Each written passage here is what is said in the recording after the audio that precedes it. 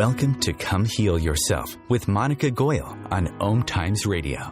Monica is a spiritual counselor and healer with a life purpose to put people in touch with their innate healing abilities, empowering them to live a life full of joy, love, peace, and abundance.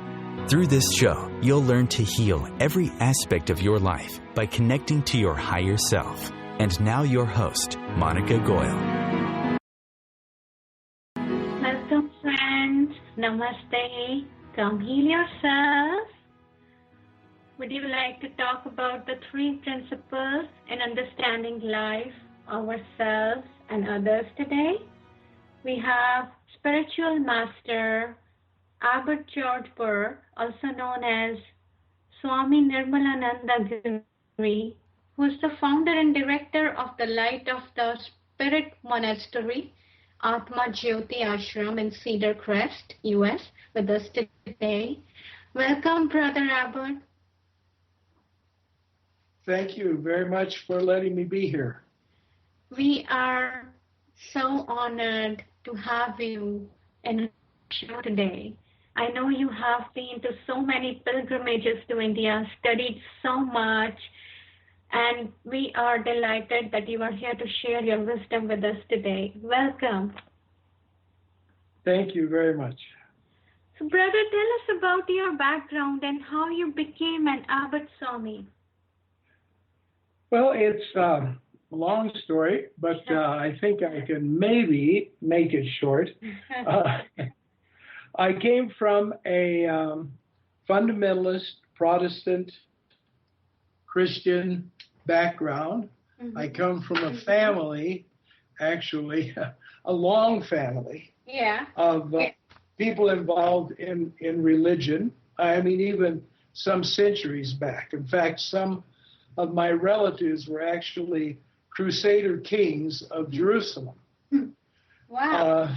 So in the present time, I came from my immediate family.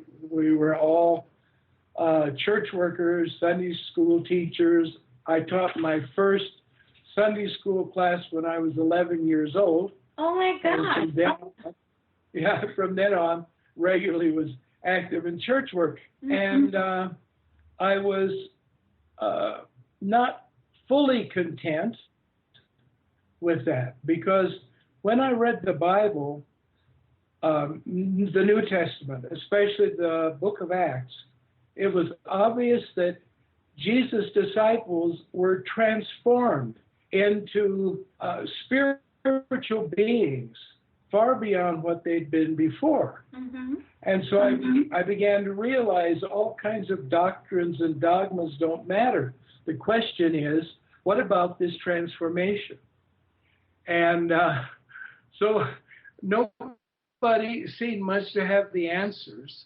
Yeah. And actually the subjects we're going to talk about tonight, about karma, reincarnation, really come into it, because one of my grandmothers was a great miracle worker, great healer, incredible healer, a great spiritual clairvoyant, really, really remarkable. Though she lived in obscurity, in fact, she did most of her healing in secret. People didn't even know that she cured them. Why? But Why is that? What? Why did she hide? Well, I don't know. Maybe God told her to. But it was a very interesting situation. Right across the street from her lived a woman who was very wonderful and a very personal woman who really did like people, truly.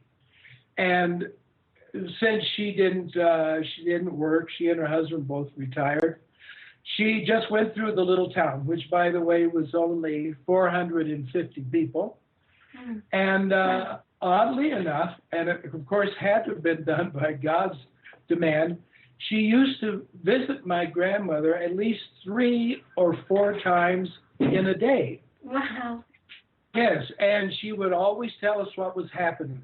Never did she speak malicious gossip. I don't mean anything like that. It was all just news. She was sort of a living news broadcast. Mm-hmm. And so she would sometimes say, such and such a person has become seriously ill and was taken to the hospital this morning. So when she would leave, she'd just be there about 5 minutes or more at a time, as if God was sending her to report in. When she was gone, my grandmother would go into her bedroom and close the door and be in there anywhere from 5 to 10 minutes, 20 minutes. Yeah. And then she'd come out. Yeah. And usually the very next day, this neighbor would come and say, everybody's amazed, but such and such a person has been completely healed. Wow. And the doctor said they need to be in the hospital. And when I got older, she began confiding to me about these things.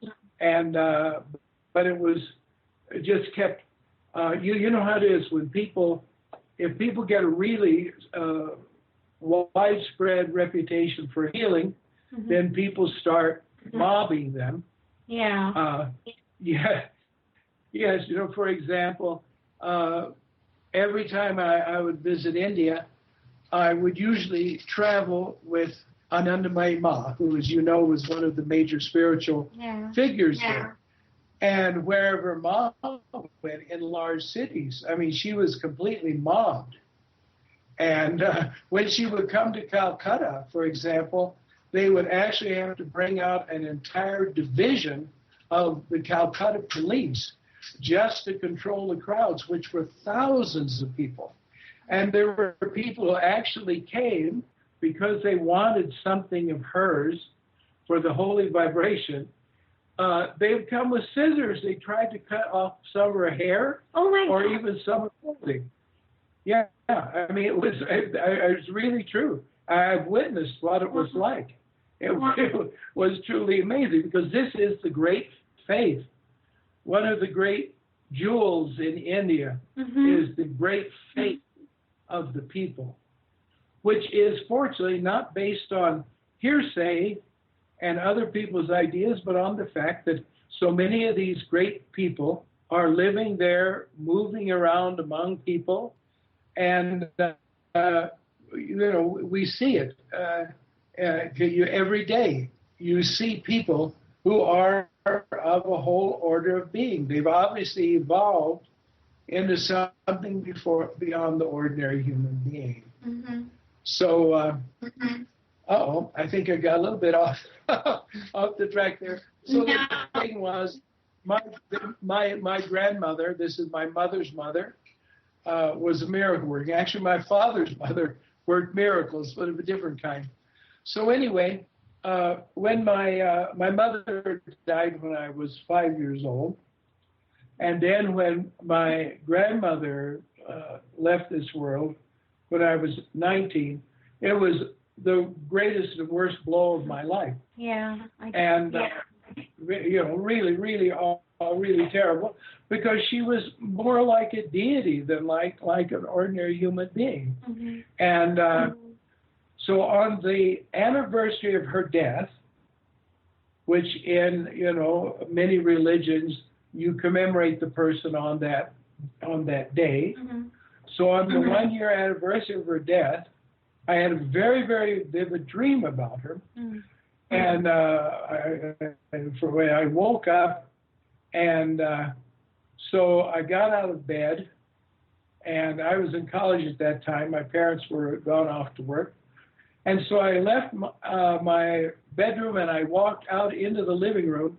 And when I got about 10 feet into the living room, absolutely like lightning striking, all of a sudden, I don't mean unwinding, but I mean all of a sudden, I understood about karma, about reincarnation, about the evolution of consciousness, and how there are many worlds through which we pass as we go upward until we unite with God.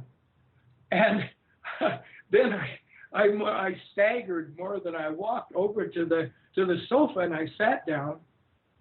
And as I say, it all took place in an instant.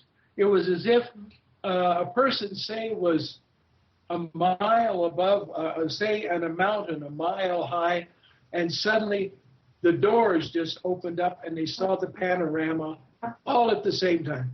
So I sat there about 4 to 5 hours just to adjust to it, just to assimilate it.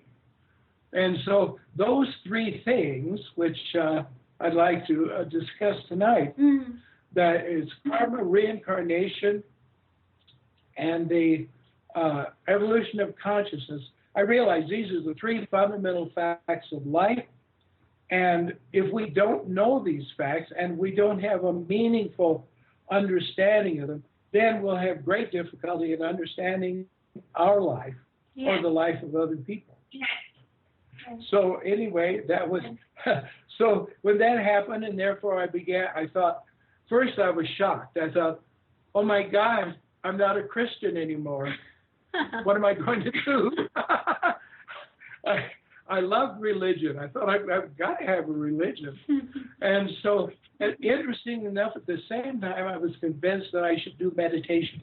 I had no idea how, but I tried the best I could to sit, to be quiet. And then, luckily, I read the Bhagavad Gita. It was in the university bookstore. Yeah. The translation by Swami Prabhupada, who at that time was head of the Vedanta Society of Southern California. And a magnificent translation. And when I read that book, it changed my life utterly. And I had a very interesting kind of impression of it. Every word I read, I didn't feel that I was reading words that Krishna had said so many thousands of years ago to Arjuna, but I felt like my own Atma, my own self, was talking to me, and I was rediscovering what I had known, kind of from eternity, but forgotten. And so then I read Yogananda's autobiography of the Yogi, became interested in yoga. I moved to Sorry to interrupt, brother. Conscious media for conscious minds. OMTimes. Have you bought into the idea that you have to work hard for your money, that business is hard? I will share some dynamic access consciousness tools to get you out of your own way so you can create a business that actually succeeds. Join me, Simone Millis's, on The Joy of Business at 4 p.m. Mondays Eastern. Simone Millicis would like you to know that business can be fun, which is why she wrote the book, Joy of Business.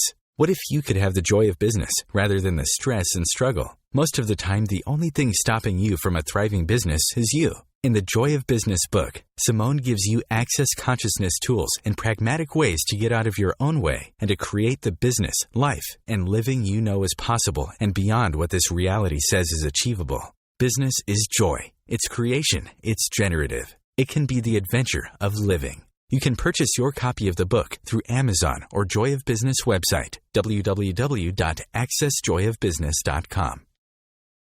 Being a radio host on IOM-FM allows you to build your show on a rich platform with the power of the internet to fulfill your outreach goals and connect with a very specialized and global online audience, unlimited by time and distance.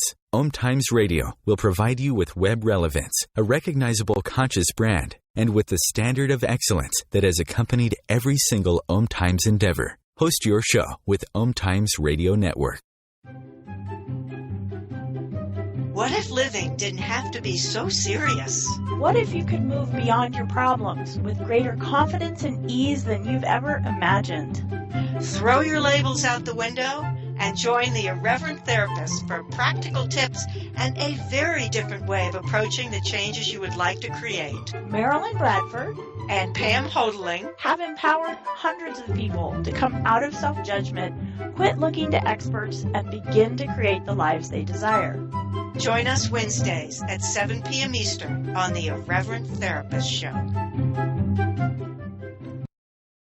Bringing you the best of the conscious minds in the world.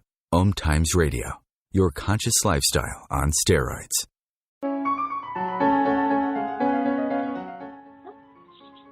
Welcome back, brother. And we were talking about how the knowledge came back to you. Yes, how it came, like I say, it was a bolt from the blue. It changed everything for me. And then, as I say, I went to actually move to California. I lived in Hollywood, right next door to the Self-Realization Fellowship Center. And then I began to think about going to India. I'd never felt that I belonged anywhere. In fact, quite seriously, when I was just, a tiny child, I remember sitting on my mother's lap, looking at our family and thinking, who are these people? And where did they come from? And what am I doing here? And I remember very, very clearly how I was only about 2 or 3 years old, and I made a vow to myself, when I'm old enough, I'm going to leave this place, and I'm going to find where I belong. Oh my God! But as the years went by, I figured, well, I'm just crazy, and I don't belong much of anywhere. But then, when I went to India, India fit me like special tailor-made clothes. Oh, wow. I was so at home. I remember I walked through the door of Dum Dum Airport, which at that time was extremely tiny. Yeah. And I saw it. I saw the light, the sunlight of India. I saw everything, the people, the vegetation, and quite truly, I tell you, I got in the taxi and I cried all the way into Calcutta, saying, God, thank you. This place is here. Wow. This is my place.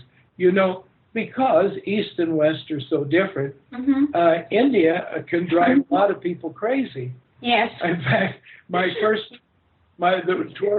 toward the end of my first trip, I was in Calcutta. I was going to fly out from there, and I met a man who had just come from New York, and he'd heard all kinds of strange mythologies about India that I thought, oh my. And he landed early in the morning. I took him to the Dakshineshwar Kali temple where Sri Ramakrishna had lived. Yeah. And that was a bad idea because he wouldn't take his shoes off, so he wouldn't go into the temple compound. I did, of course. And then when I came out, we got on the bus and we went down to the center of town to Chowringhee. And he was griping about India all the way. And as we were crossing the street there at the Chowringhee, all of a sudden, he began whirling around in the middle of the street and shouting, I've got to get out of this place. I've got to get out of this place. And about 7 o'clock that night, he flew out of India back to. But it was the opposite with me. I thought, hey, this is the only sane place I've ever been in. Yeah. And everything was normal,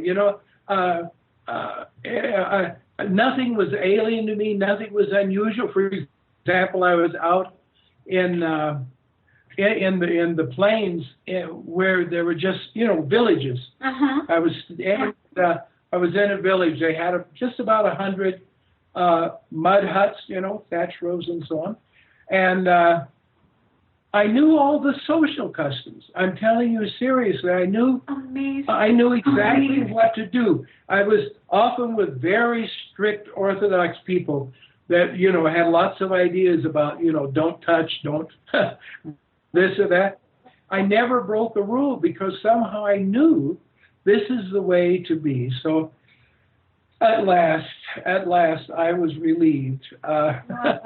So that had to do with reincarnation. Yes. Certainly, and karma.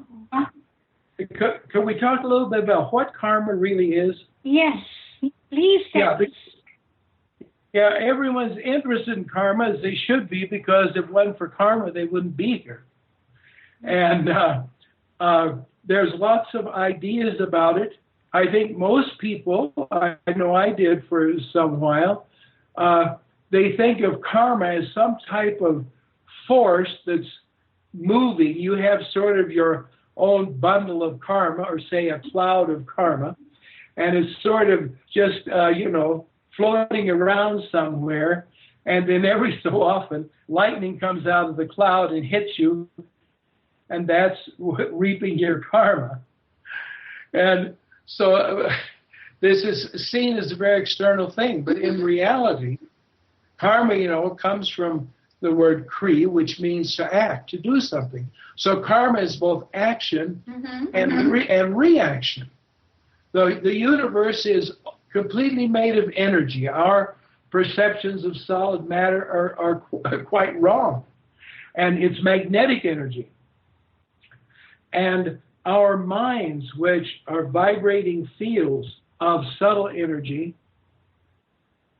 are conditioned by our actions and the things that happen to us. Okay. And all these little whirls and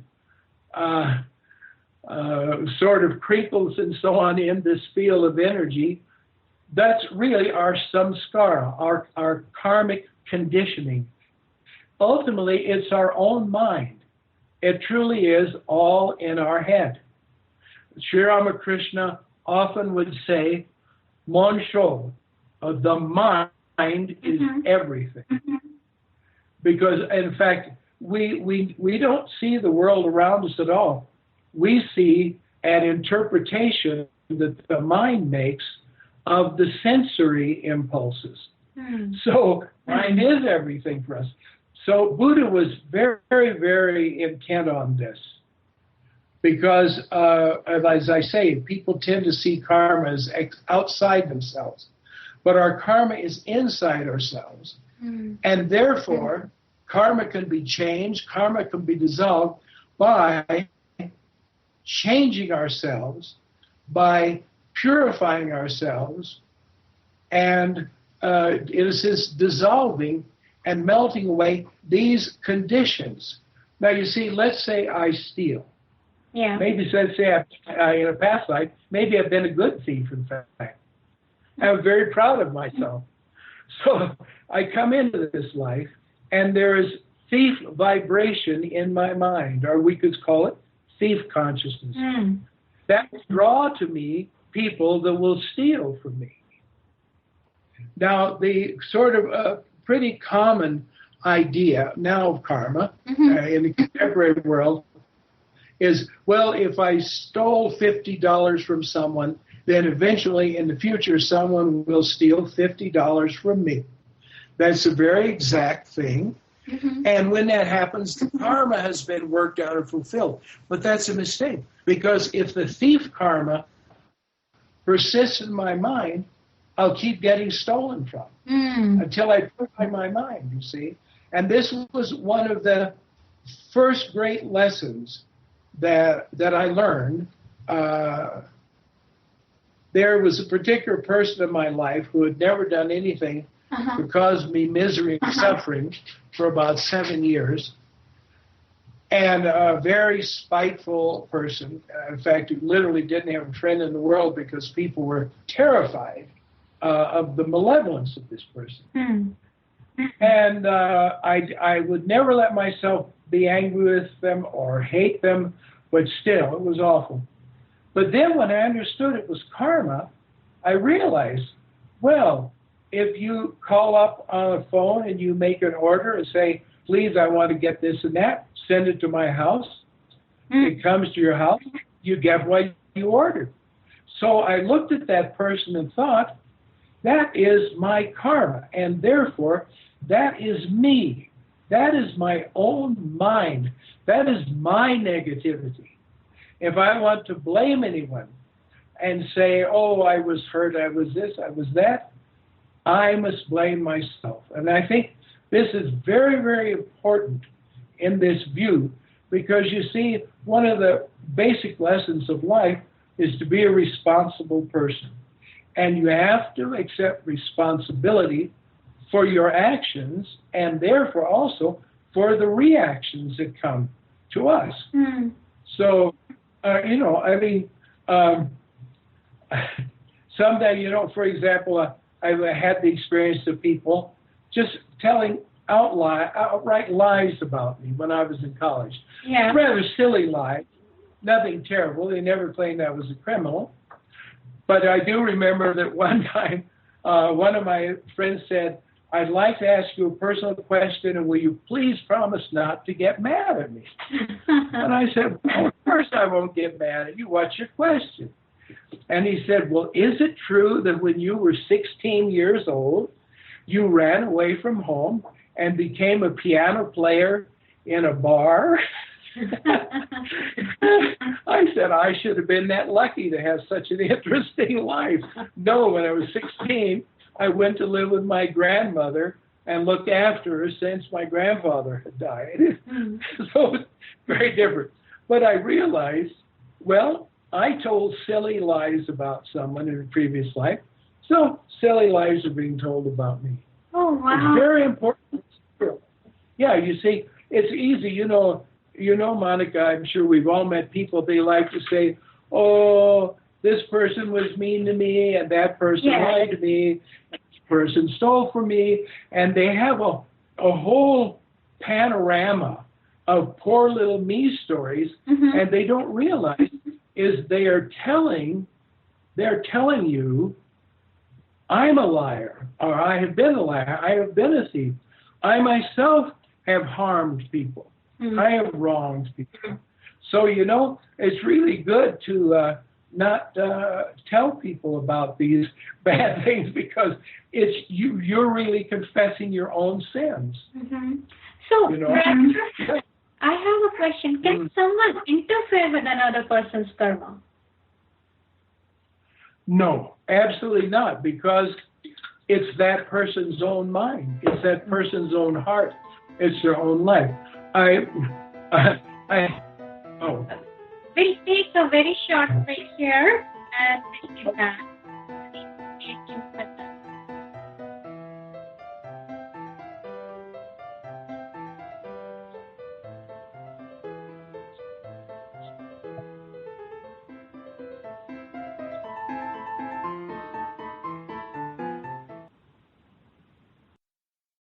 Your conscious lifestyle on steroids. OMTimes Radio. IOM FM. The truth is, you can't change the world if you're broke. I know. I tried.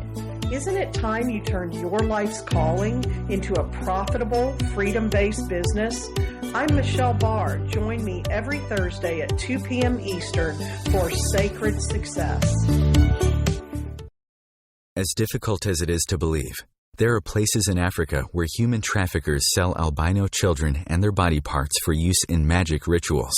Humanity Healing International is actively working in Uganda to change this paradigm. The Albino Rescue Project finds albino children who are at risk and places them in safe schools and environments where they can learn and grow free from fear. To learn more or to sponsor a child, visit humanityhealing.org. Humanity Healing is where your heart is.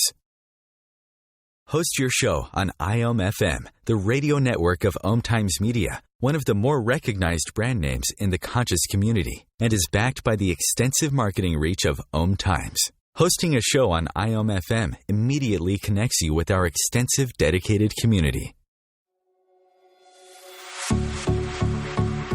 Dr. Kevin here, and I want to invite you every Thursday, 3 p.m. Pacific, 6 p.m. Eastern, to join me on the Dr. Kevin Show, where we have a diversity of guests who help you step outside the box, behind the curtain, and see what a load of crap is going on in the world today, so you have more information with which to make better decisions. We'll see you there. Namaste. The best of holistic, spiritual, and conscious world. OMTimes Radio. IOM FM. Back, everyone. So we were talking about if anyone can interfere with our karma. No, because it's ours, you know. It's, I mean, truly, it is, you see, we created it. It's literally our creation. God didn't create it, no angels, no other person created, just us. And since it's ours, no one can really touch it. Now, people can try. Yeah. And, I've been interested for many years, decades actually, in drugless therapies. Mm-hmm. And at one time I taught some courses in drugless therapies, and we actually had a group that would meet once a week, and we would work with people in these. Mostly it was bioenergy healing and so on. Mm-hmm. And then some people began to wonder, and they said, well, wait a minute, aren't we interfering with somebody's karma? Yeah. So I said, what you forget is they're coming here to the group because it's their karma to get cured. Mm. So if you refuse to work with them, that would be an attempt to interfere. But it really is so. It can't be done. And I know there's often the idea, they'll say, for example, one of my most beloved friends in India was a great yoga siddha from Kolhapur. In fact, his father was the president of Kolhapur University. And he would work with people who were ill and pull their disease into his body. Mm-hmm. And then he, with yoga kriyas, would dispel or heal those things. In fact, when I met him, he had just done this 2 or 3 days before and had become severely diabetic.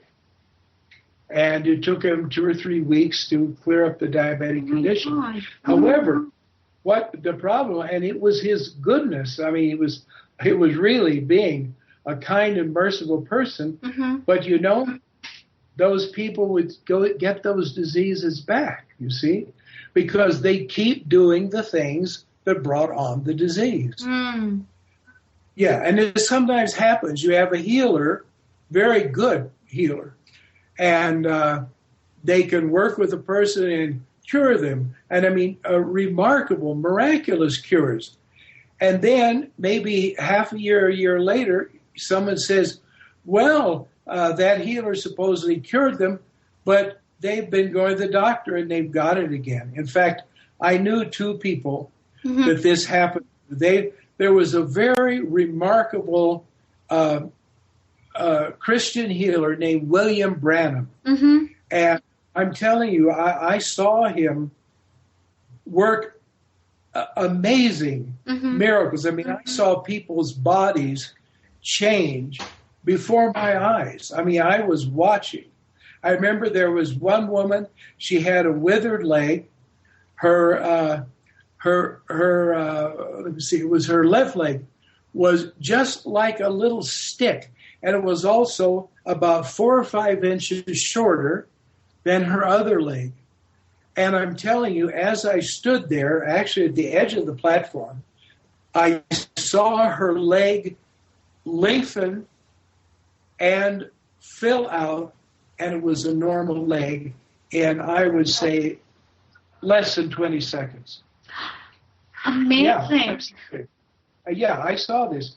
He would be speaking, and he would see light around someone, and he would know their name. He would know where they lived. Sometimes he knew their telephone number, of all things. And so there were these 2 people I had known for half a year or so. And so it was in this big meeting, a huge number of people were there. And suddenly he stopped speaking, and he called out their name. And they said, will you stand up? And they stood up. And he said, you have cancer, don't you, both of you? And they said, yes. He said, you went to the doctor today, and he told you the cancer is spreading. Isn't that so? They said, yes. He said, well, do you believe God can heal you? They said, yes. He said, then you're healed. They went the next morning to the doctor. They had no cancer whatsoever. Yeah. But within half a year to a year, they got cancer again. So what is the purpose of a healer? Well, you see, of course, it doesn't always happen. But it often does because the karmic roots have not been gotten rid of. You see, for example, a yogi. I mean a great yogi adept. A yogi, when he cures you, removes everything. You know, in other words, so there's nothing to grow back. But even then, you won't come to that yogi unless your karma is ready to be expunged. See, that's karma too, you see. Yeah. But they great masters, they can change. I was lucky enough to live for a while with Swami Sivananda Rishikesh. And the miracles he worked, spiritual miracles were even greater than physical, but he could raise the dead. In fact, one time there was a Dobie who was very poor. I guess I should explain for our audience, that's a washerman. And he had a very old donkey that would carry the laundry for him. And as he was coming by the ashram, the donkey just fell over and died. And somehow Shivanandaji was told, and he went there, and there on the road, this is just above the main, Ganga, where the ashram is located. And Swamiji called for Ganges water, and he poured the water into the donkey's mouth, recited the Mahamrityunjaya mantra, and the donkey came back to life. Wow. So he could do those things. He actually worked what was a miraculous healing for me. And when that happens, it will be temporary. But you see, the universe is so subtle and so complex to cover all the fronts. It takes a person whose mind is vast, very vast. And then when you see these people, you meet them, especially again in India, you're aware that they are of a type of consciousness and a scope of consciousness that ordinary people just can't even conceive. You know, I was fortunate enough to know one of Shivananda's great disciples, Swami Venkateshananda. And whenever you were with him, you were aware that his real life was invisible. And you could feel something tremendous was happening. Even though you might be sitting with him, talking in a very leisurely way, or so on. He was a wonderful, relaxed person, great sense of humor. But others have told me they had the same experience. They were aware that he was really doing things on a cosmic level, while just appearing to be sitting in a room talking with us. So this also has a lot to do with healing. This is a very important thing, because I remember I knew a very skilled doctor actually in South Delhi, Dr. Sharma, and he was talking about someone who had leg problems. And he said to the family, you must remember his mind has legs as well as his body. Wow. And we must coordinate the mind with the body if we're going to take care of the legs. Right. So amazing, isn't it? It is. But then this mind is it's so hard to control. Oh, yes. Well, Arjuna even complains about that in the Bhagavad Gita, doesn't he? He says, oh, Krishna, I think it's easier to control the wind than to control the mind. Yeah. But that's what yoga is about. Actually, you know, when we talk about karma, reincarnation, and then especially the growth of consciousness, but we come back to the essential message of the Gita, where at one point Krishna says, Arjuna, become a yogi. Yoga is the key to all this, you know? Yeah. That's the real truth. Again, yoga, I mean, which is a vast subject itself. I'm not talking of something as simple as, we know hatha yoga and so on, and there are other forms of the yoga. But the yoga of the mind, the yoga which deals with the mind, which deals with the heart. This is the thing that really matters. And again, I can certainly say, in fact, I've been wanting to make a podcast for our website about what I call 4 transformations. I met 4 people who not only were not spiritually developed, but who had a lot of things that you could certainly put down as a list of faults.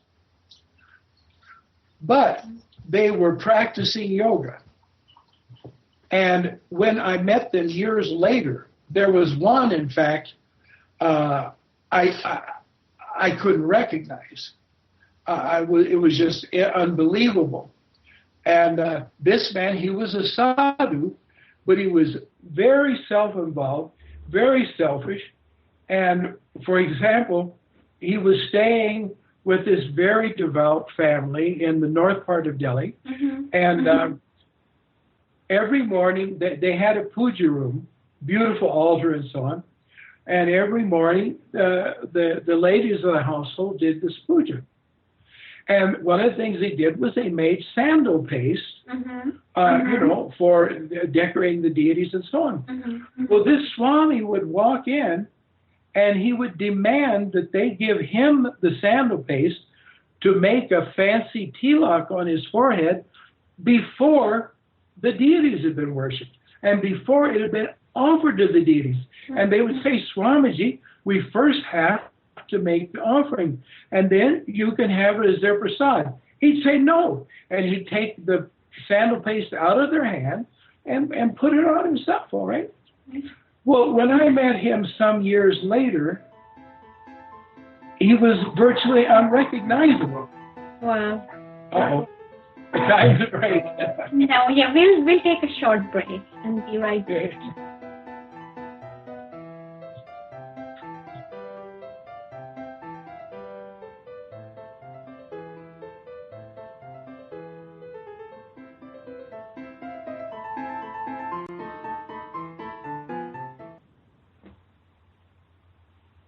Free your mind with OMTimes Radio, IOM FM.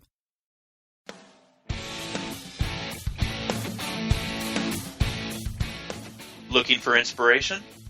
Want to be inspired? Not sure where to go? Find Mark and Kim every Wednesdays at 3 p.m. Eastern on Inspired Living. Topics will elevate consciousness and range from metaphysics to the human and social experience and all things spiritual. Welcome to an inspired community that offers support, encouragement, and new ways of thinking. You are the inspired and the inspiration.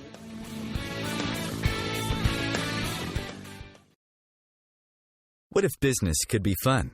What if business is the adventure of living? What are you choosing? Where do you do business that makes it easier, more fun, or more joyful for you? We'd love to see where you do business. Connect with us on Instagram at Joy of Business or Twitter at Joy of Business. And share your pictures with hashtags BusinessDoneWhere and Joy of Business. Let's change the world with business. Being a radio host on IOM FM allows you to build your show on a rich platform with the power of the internet to fulfill your outreach goals and connect with a very specialized and global online audience, unlimited by time and distance. OMTimes Radio will provide you with web relevance, a recognizable conscious brand, and with the standard of excellence that has accompanied every single OMTimes endeavor. Host your show with OMTimes Radio Network. Join Vibe Nation radio host, international psychic medium Carrie Turcotte, as she guides her listeners to rediscover themselves by accessing the keys of knowledge that already exist within. Each week's show is divinely orchestrated to intertwine with the universal energies, allowing the listeners to go deeper within. At the end of each show, Carrie will tap into the energies of the listeners and give a message from Spirit about the upcoming week. If you really want to get to know who you truly are, join Carrie each Monday at 3 p.m. on Vibe Nation Radio. Feed your soul with waves of consciousness on OMTimes Radio. let's talk about the purpose of reincarnation and also your book, May a Christian Believe in Reincarnation, that's available on Amazon, Barnes & Noble, iBooks, and I guess lightofthespiritpress.com? Well, you see, reincarnation is a process of education. It's sort of the universe guides us, and we have to educate ourselves. We have to learn from our own experience. The problem is many people don't really learn very much in a life, and so it can take tremendous amounts of lives, number of lives, before they kind of get the idea. But the very purpose is self-knowledge, Atma Jnana, which is self-realization, which is itself, when it's perfect, is moksha, it's liberation. So why don't people remember having lived before? Well, you see, most people don't remember a lot in the early part of their life. I used to say that. Well, if reincarnation is true, well, why don't I remember it? Yeah. But the thing was, did I remember when I was, a little tiny child? Did I remember, learning all the various things as a child? I've known some people that couldn't remember anything before they were 6 or 7 years old. So it's because the memory that we draw on normally is memory coming from the brain. And the impressions that are there in the brain, or again, the energy field in which the brain is a kind of manifestation. The truth is, the brain is an instrument of the mind. It isn't the mind. And so we've gone through the trauma of death and then again the trauma of birth. So here we are, and in the deep subconscious, we're not a blank, but we are pretty much, as far as the new body, the new brain, the new configuration of the mind is concerned. But also, people do remember often, but it gets suppressed. They're told, don't talk nonsense like this. I know a woman that told me she was doing some work and the TV set was on, and it was a C&H sugar commercial. They were showing the coast of the big island in Hawaii where they grow the sugar cane in right at the coast. And so her little girl was coloring the coloring book. She was about 5. And she looked up and watched, and she said, oh, I used to live there. Wow. I lived there with Daddy. And then she named her sister.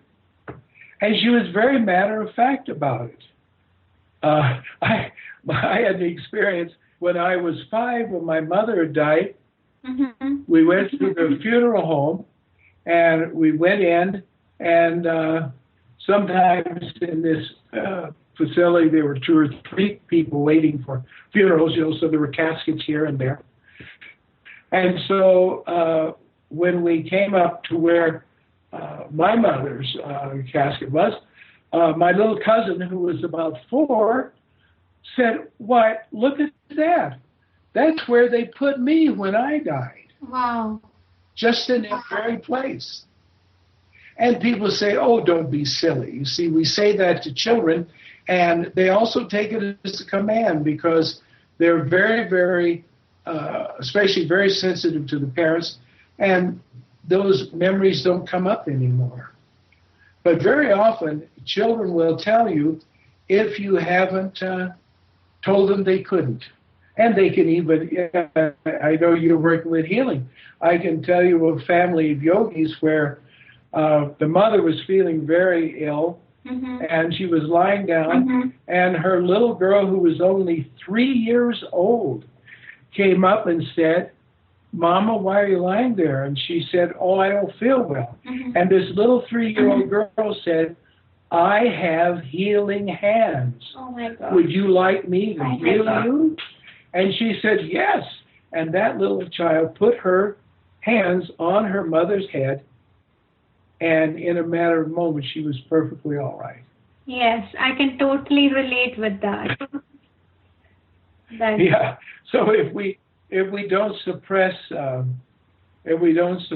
this, but again, it is normal to not remember, and sometimes it's good because maybe you had unfinished business on the other side of the world. Yeah. And you shouldn't be anxious to get back there. You know, this is one thing about karma. I like to mention about karma and marriage, if I could. We often see a situation, two wonderful people marry, and they're good, and their friends love them both. And finally, they start hating each other. And they start, really disliking each other, wanting nothing to do with each other. And their friends are so puzzled, they can't understand, and anyway, there'll be a divorce and all this and that. But you see, what's happened, Monica, is their karmas were not compatible. This is why astrology, and by that I mean Asiatic astrology, whether it's Buddhist tradition or Hindu tradition, astrology is so crucial in marriage. And what happens, let's say that your karma is to become a researcher in Greenland of the plants that live there, and you marry a man whose karma is to go to the tip of Africa and work out his karma there. Well, you came into this life for the working out of the karma. Right. So you're pulling each other apart, and literally you're fighting for your life, but you don't know it, see, because people don't understand about karma. Right. So they make up all kinds of reasons. Oh, I don't like them, they're selfish, they're this or that. But what it is the karma is not compatible. And that's so important. In Western astrology, I've had people say to me things like, oh, well, you know, this is your rising sign, and that other sign is the opposite, and you can communicate with those people, blah, blah, blah, blah. But yes, that's a very superficial way of saying it. But your karmas have to be to live in the same place, make your living off of similar things, and if you don't, you'll become just detesting people. It's really an important thing to understand. So that means the karma remains unfulfilled in that life, and you have to reincarnate again. Yeah, and people feel desperate about that, and they think of all kinds of reasons why they can't stand, say, the people they're married to, but they don't understand. They're both good people, but they're literally, as I say, they're fighting for their life, for their existence. See, that's why everything we do, we have to take karma and reincarnation in consideration. And this is why astrology is extraordinarily important, very important. I've been amazed at the wonderful harmony that I have experienced living with the families that are my friends in India. And what's very interesting, contrasting West with East, West will say, oh, yes, you get along, you're this sign and that sign, and that's very compatible and so on. But marriage is so much more than personalities. Right. And so I have lived in households where the husband and the wife were totally different people. I mean, totally different personalities, totally different interests, but they loved each other and respected. That's one of the key notes. Respected each other deeply because their karmas were compatible. And it's a wonderful thing, you see. That's why, in the astrological chart, more than 30 points of harmony have to be found between the horoscopes of the man and the woman. That's a very valuable information. Yeah, that's very important. And we are almost reaching towards the end of our show, and we have so much more to discuss and to learn from you that we definitely have to have you back, Brother Abbot, very, very, very soon. I'll be glad. But until then, I want to let our audience know that your writings can be found at ocoy.org. Yes. And about the book? Yes, please. Yes, and some books on Amazon. Mm-hmm. I've got one book about reincarnation, one a commentary on the Dhammapada, commentary on the so-called Gospel of Thomas. Actually, I have about 9 books that have to get put into shape. I've spent about 20 to 30 years writing books and not printing them, and just now they're starting to be printed. In fact, that's so wonderful. I have a very lengthy commentary on the Gita. We are so honored to have you today. Thank you so much. And until we have you back, we will keep learning from your website. Yes, good. So thank you very much. Thank you. Have a wonderful, wonderful week. And we'll meet you next Sunday at 7 p.m. Pacific. Until then, keep healing yourself. Namaste.